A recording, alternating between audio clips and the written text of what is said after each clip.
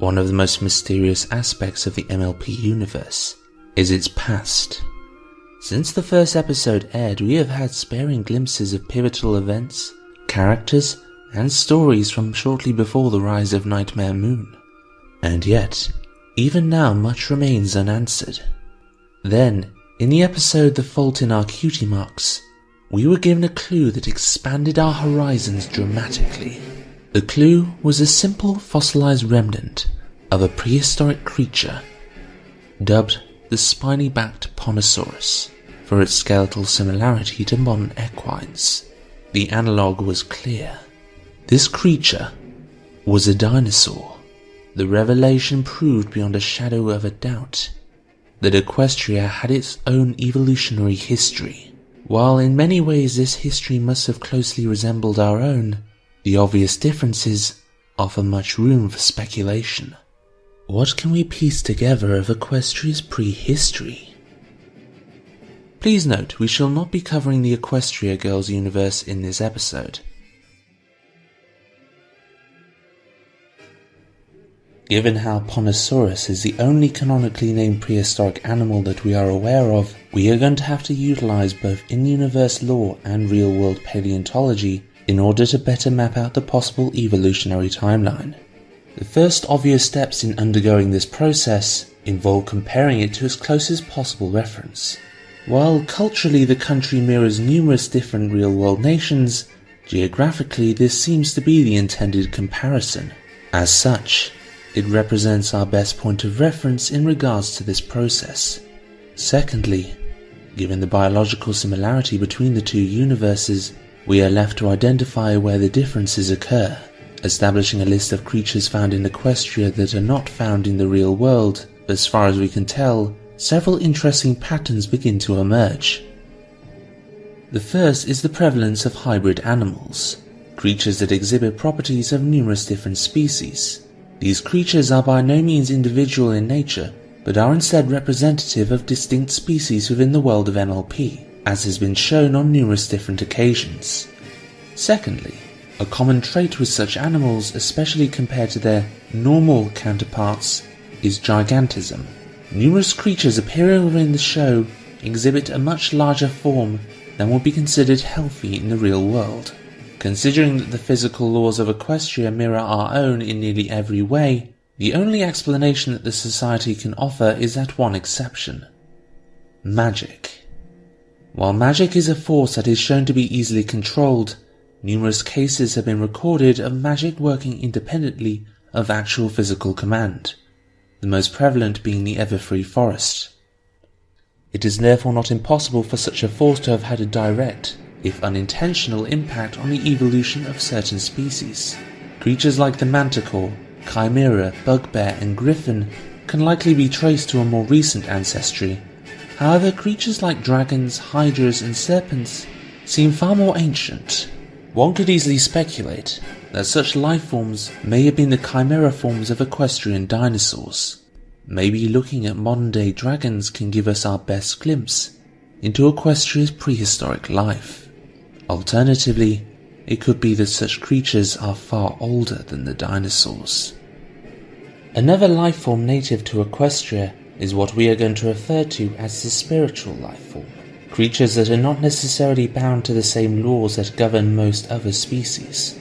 The most obvious example in this category is Discord, openly self-proclaimed to be the spirit of chaos. In terms of spirits, however, Discord is shown to be far more solid, comparable to non-spiritual animals. Indeed, indications are that his specific form of chaos magic is what gives him his title, as well as his power. Other, less tangible forms include species such as shadows and wendigos. Both of these creatures are composed of an ethereal fluid-like substance that retains a physical shape through sheer force of will, and both are shown to gain sustenance off magic that is derived from negative emotions. Such creatures have been shown to have devastating effects on the environment around them if left unchecked. It is entirely possible that many mass extinction events may have resulted from similar life forms. One of the most notable issues regarding the MLP universe is that of the sun and moon. both of whom have to be manually driven in an orbit around the Earth. Given how we now have confirmation that Equestria is far older than 1,000 years, this begs numerous questions. Has this system always been the case? If so, who carried the celestial bodies before unicorns appeared on the scene? If not, what changed? If we work under the passing the torch theory, many different magically gifted species throughout history may have each taken it upon themselves to keep the sun and moon in motion.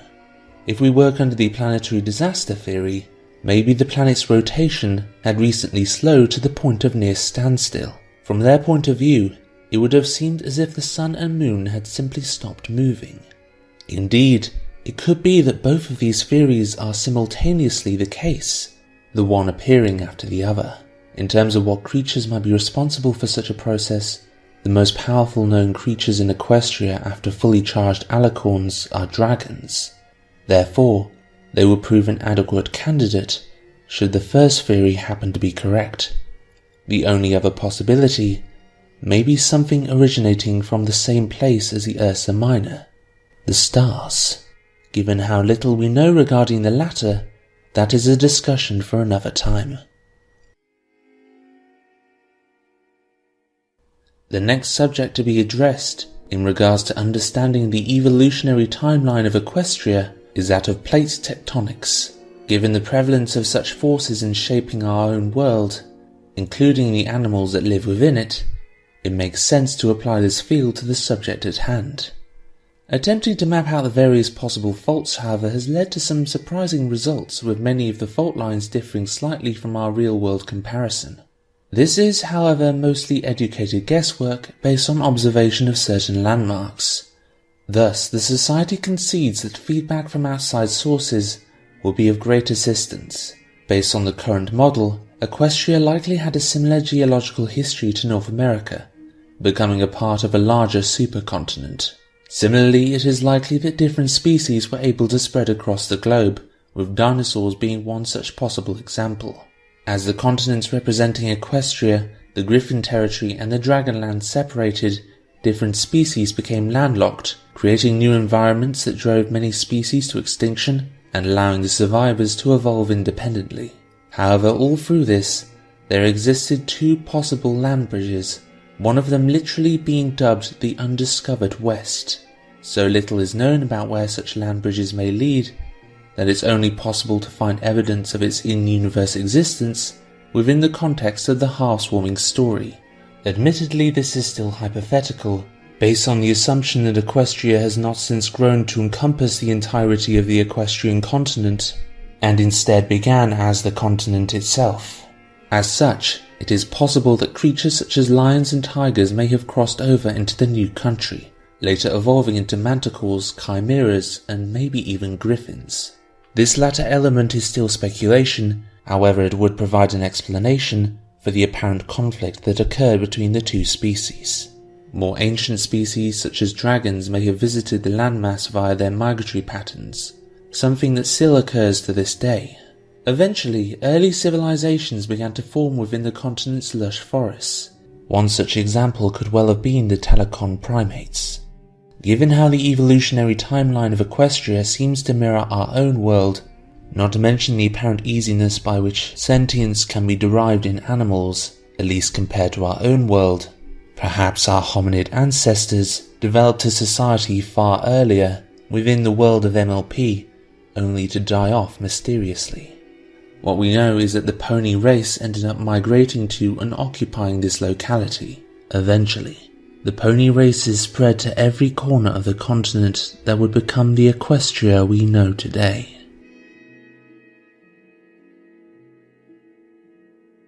We may never know the full story of Equestria's prehistory. However, the few details that have emerged allow us to picture a vibrant world where anything is possible. Considering what little we have on creatures like the Ponosaurus, such clues as glimpsed in both show-related material and real-world references is enough to excite the imagination. There is, however, one final detail. It is no secret that numerous species within the world of MLP bear a form of sentience. However, does this also apply to extinct species? Could there have been a living, thinking, knowing mind behind those empty eye sockets? And what does that say for the comparative transience of the pony civilization? When will even Celestia's light eventually burn out?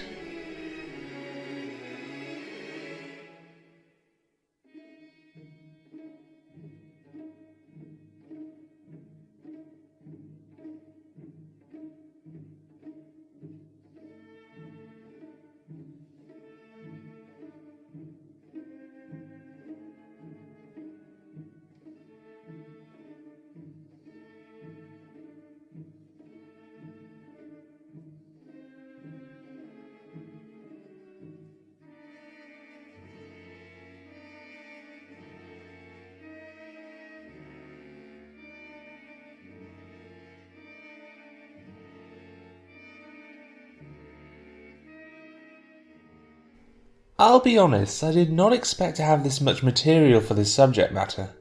Honestly, I was waiting to see if there was any more material I could find on the subject of prehistoric creatures in Equestria. Eventually, though, it became clear that Ponosaurus was about as good as we were going to get. At least for the time being. Now, I'd just like to say, most of this is educated guesswork based on a subject that I have enthusiasm for, so please do enjoy the complimentary grain of salt that comes with this video. With that said, I hope you found the topics of interest, and if you know of any artworks that already cover these topics, please let me know where I can find them. I mean, seriously, in a land where this is considered normal, what would their dinosaurs be like? Anyway, thank you for watching.